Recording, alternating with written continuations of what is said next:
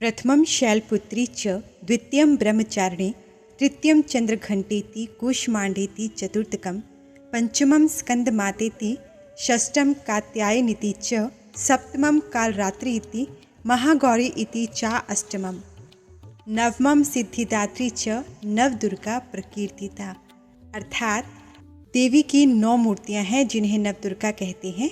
उनके पृथक पृथक नाम बतलाए जा रहे हैं।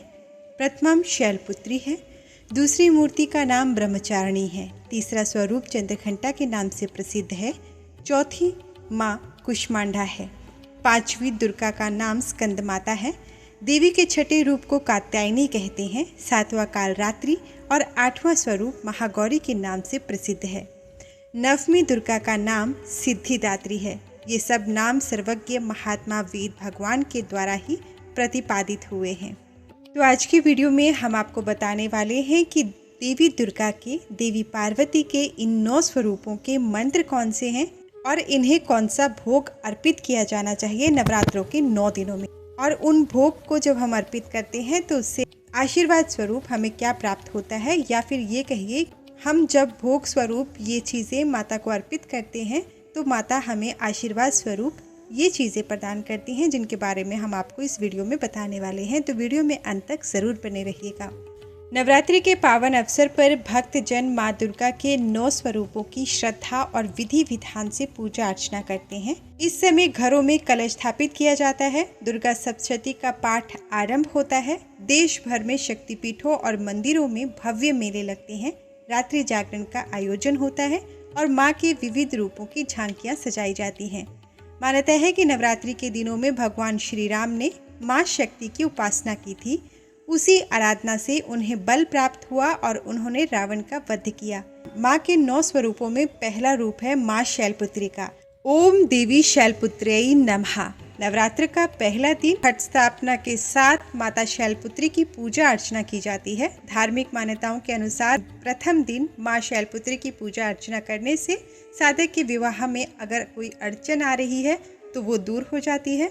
माता का उपासना मंत्र है वंदे वांछित लाभाय चंद्रार्ध कृत शेखराम वृषारूढ़ाम शूलधराम शैलपुत्रीम यशस्विनीम। माता शैलपुत्री का आशीर्वाद प्राप्त करने हेतु देसी घी को प्रसाद स्वरूप अर्पित करें। घी को थोड़ा सा पतला करके कटोरी में रखकर माता को भोग लगाएं। घी का भोग लगाने से कष्टों की निवृत्ति होती है। शैलपुत्री का स्तुति मंत्र है या देवी सर्वभूतेषु माँ शैलपुत्री रूपेण संस्थिता नमस्तस्यै नमस्तस्यै नमस्तस्यै नमो नमः। नवरात्र का दूसरा दिन माँ ब्रह्मचारिणी की पूजा की जाती है। इस दिन माँ ब्रह्मचारिणी का मंत्र है ओम देवी ब्रह्मचारिण्यै नमः। माता के इस स्वरूप को ज्ञान, तपस्या और वैराग्य की देवी माना जाता है। माँ ब्रह्मचारिणी की पूजा करने से साधक को ज्ञान, एकाग्रता और आत्मविश्वास की प्राप्ति होती है। माता का उपासना मंत्र है दधाना कर पद्माभ्याम अक्षमाला कमंडलू देवी प्रसीदतु मयि ब्रह्मचारिण्यै नुत्तमा। माँ ब्रह्मचारिणी को नवरात्रि के दूसरे दिन शक्कर का भोग लगाया जाता है। इससे भोग लगाने वाले यजमान की आयु दीर्घ होती है। माता का जो स्तुति है वो भी जान लेते हैं। माता ब्रह्मचारिणी की स्तुति हम इस प्रकार भी कर सकते हैं या देवी सर्वभूतेषु माँ ब्रह्मचारिणी रूपेण संस्थिता नमस्तस्यै नमस्तस्यै नमस्तस्यै नमो नमः। नवरात्रि का तीसरा दिन माँ चंद्रघंटा को पूरी तरह से समर्पित है। इस दिन माँ चंद्रघंटा की पूजा करने का विधान है। माँ चंद्रघंटा की पूजा साधक को समृद्धि मिलती है, इससे बौद्धिक क्षमता का विकास होता है और आत्मविश्वास बढ़ता है। ओम देवी चंद्रघंटायै नमः। माता का प्रार्थना मंत्र है पिंडज प्रवरारूढ़ा चंडकोपास्त्र कैर्युता प्रसादम तनुते मह्यम चंद्रघंटेति विश्रुता। माँ चंद्रघंटा को प्रसाद स्वरूप दूध अर्पित किया जाता है, दूध का भोग लगाया जाता है। ध्यान रखिए, जब देव स्नान किया जाता है तो दूध को कच्चा रखा जाता है, परंतु जब भोग लगाया जाता है तो दूध को पकाया जाता है, यानी उबाला हुआ दूध भोग में अर्पित किया जाता है। उसमें आप थोड़ा सा केसर, थोड़ी सी मिश्री भी डाल सकते हैं। ये सौभाग्य और शांति इससे आती है। माँ की हम स्तुति इस प्रकार भी कर सकते हैं या देवी सर्वभूतेषु माँ चंद्रघंटा रूपेण संस्थिता नमस्तस्यै नमस्तस्यै नमस्तस्यै नमो नमः। नवरात्र का चौथा दिन माँ कुष्मांडा की इस दिन पूजा की जाती है। ओम देवी कुष्मांडाय नमः। माना जाता है कि देवी के इस स्वरूप की उपासना करने से साधक को आरोग्य जीवन का आशीर्वाद प्राप्त होता है। माता का उपासना मंत्र है सुरा संपूर्ण कलशम रुधिरा प्लूत मेव च दधाना हस्त पद्माभ्याम कुष्मांडा शुभदास्तु में। माता कुष्मांडा को मालपुए का भोग लगाया जाता है। मालपुए अगर पॉसिबल है तो घर पर बनाएं। मालपुए का भोग लगाने से जीवन की सभी समस्याओं का समाधान होता है। माता की स्तुति हम इस प्रकार भी कर सकते हैं। या देवी सर्वभूतेषु माँ कुष्मांडा रूपेण संस्थिता नमस्तस्यै नमस्तस्यै नमस्तस्यै नमो नमः। नवरात्र का 5वां दिन माता स्कंद। माँ का मंत्र है ओम देवी स्कंद मातायै नमः। माँ दुर्गा के इस स्वरूप की विधिवत रूप से पूजा करने से निह संतान लोगों को संतान सुख मिलता है और जिनकी संतान है उन्हें भी संतान सुख मिलता है। यानी उनकी संतान उनके हिसाब से चलती है, उनकी बातों का मान रखती है। माता का प्रार्थना मंत्र है सिंहासन गता नित्यम पद्माश्रित करद्वया शुभ दास्तु सदा देवी स्कंद माता यशस्विनी। माँ स्कंद माता को केले का भोग लगाया जाता है। केले को छील कर या काट कर आप ना रखें, आप उसे थोड़े से उसमें पानी का छिड़काव देकर उसे पवित्र कर लें, अन्यथा धोकर पोंछकर आप माता को उसका भोग लगाएं। केले का भोग लगाने से बुद्धि का विकास होता है। माँ की स्तुति इस प्रकार भी की जा सकती है या देवी सर्वभूतेषु माँ स्कंद माता रूपेण संस्थिता नमस्तस्यै नमस्तस्यै नमस्तस्यै नमो नमः। नवरात्रि का 6वां दिन माँ कात्यायनी की पूजा की जाती है। इस दिन ओम देवी कात्यायन्यै नमः। देवी के इस स्वरूप की पूजा करने से गुरु ग्रह की स्थिति मजबूत होती है। साथ ही माँ कात्यायनी की पूजा से शत्रुओं पर विजय प्राप्त होती है, विजय मिलती है। देवी कात्यायनी को शहद का भोग अर्पित किया जाता है। ये व्यक्तित्व का विकास करता है। माता कात्यायनी की स्तुति इस प्रकार से भी की जा सकती है या देवी सर्वभूतेषु माँ कात्यायनी रूपेण संस्थिता नमस्तस्यै नमस्तस्यै नमस्तस्यै नमो नमः।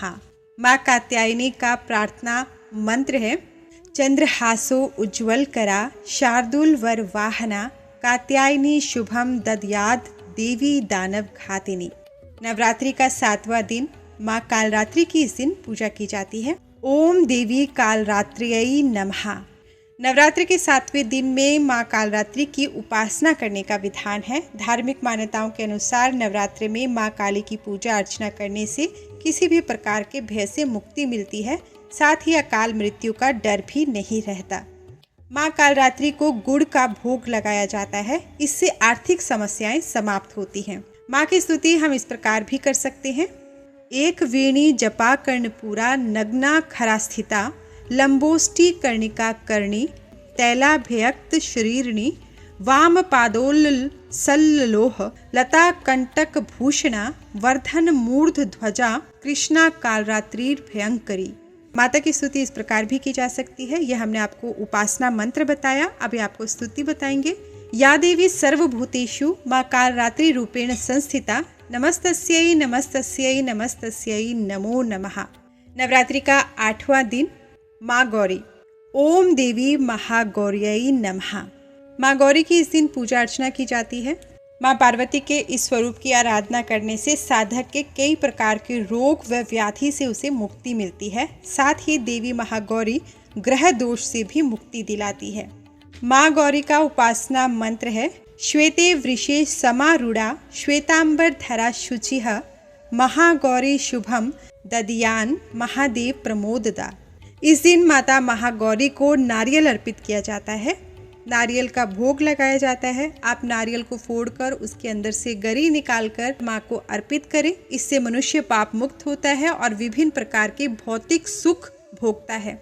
इस दिन माँ को आप हलवा चना आदि का भोग लगाएं। आपका व्रत भी है, आप ना खाएं, परंतु माँ को जरूर भोग लगाएं। इससे गरीबी का नाश होता है। माँ की स्तुति इस प्रकार की जा सकती है या देवी सर्वभूतेषु माँ महागौरी रूपेण संस्थिता नमस्तस्यै नमस्तस्यै नमस्तस्यै नमो नमः। नवरात्रि का 9वां दिन माँ सिद्धिदात्री। ओम देवी सिद्धिदात्र्यै नमः। नवरात्रि के आखिरी दिन यानी 9वें दिन सिद्धिदात्री माँ की पूजा का विधान है। माँ सिद्धिदात्री को सिद्धियों की देवी कहा जाता है। मान्यताओं के अनुसार देवी के इस स्वरूप की विधि विधान से पूजा अर्चना करने से साधक को सिद्धियों की प्राप्ति होती है।